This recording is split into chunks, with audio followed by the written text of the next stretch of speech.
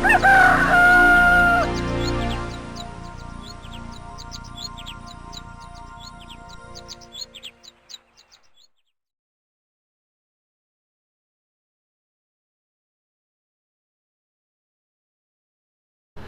this is Dr. Gary. Welcome to the Daily Tune-Up today. I've been enjoying doing this morning television program over the internet now for almost 3 months. And the interesting thing is, most of the questions are still relationship oriented. People wanting to know, what about a relationship? What do you do in this situation or that situation? But I got a real serious call just this morning that I talked about on the air, and I'm going to share it with all you tune-uppers because some of you might be in this situation. The person asked me, how do you know it's time to quit on a relationship? How do you really know? Because most of the time we get married to stay married. We get married because we love that person and we do not visualize an end coming to that. And when we get in trouble in a relationship, many times we don't realize it's happening until sometimes it's too late.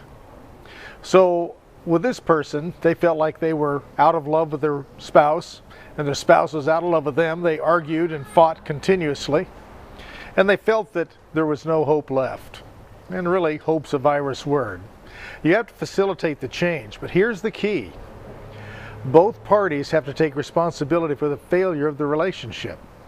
Until both parties can understand what they contributed, because it's a 50-50 deal, you're not going to get anywhere negotiating a settlement, you're not going to get anywhere negotiating a remarriage, or even getting along.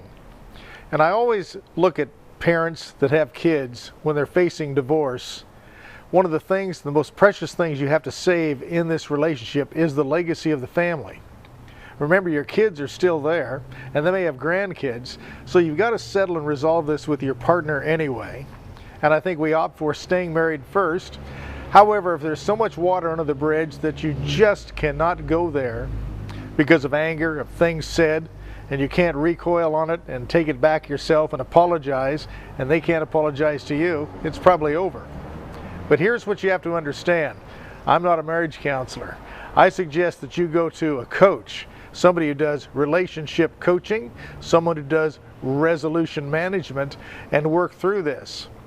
But anyone that's in a situation where you're not getting along with your spouse, it doesn't mean that the relationship doesn't work. It actually means there's chances there for it to work because there's anger and frustration. It's just pointed in the wrong direction.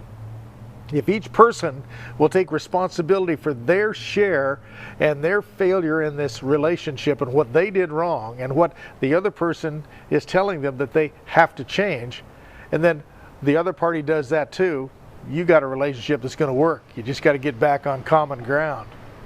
Always fight for your relationship. Never race off to divorce court. I know so many people that have done that and end up getting remarried again because they looked at what's out there and what they had was better than anything else they found, and they got remarried and they recommitted and it worked.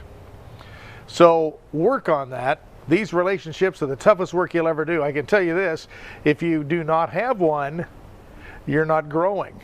Relationships force our growth, whether we want to grow or not. They're great even when they're not working, because you're about ready to learn something. So let's work on them. Until tomorrow, this is Dr. Gary wishing you a great time resolving your relationship. Until then, bye-bye.